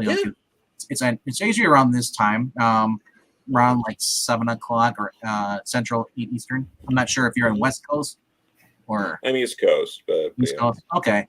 So you're right in Breen's boat when he says, "Oh, it's freaking 1 o'clock in the morning. I got to go to bed." yeah. Yeah, because I'm Zach and I are both Central, so it's like we're always like, "What do you mean? It's not midnight. What are you talking about? It's still 11." So, all right. If anybody has any questions for Joe, it's the time to do it right away because we're gonna be ending this in 15 seconds. I'm not seeing anything in the comments, but Miss Selsig was just cool to see you, Joe. And I agree. Yeah, I agree. Yeah, good to see you. It's been a while. So we met one time before on Ash on Comic Stream. Yeah. Yes. But and then you were promoting your book then at the time. Mm-hmm. And so was I believe so. But Rhaegar, why do you? That's not what is a hot dog a sandwich. If you're gonna be a troll. Okay, so I guess in honor of Ash, we should end this stream in 3, 2, 1.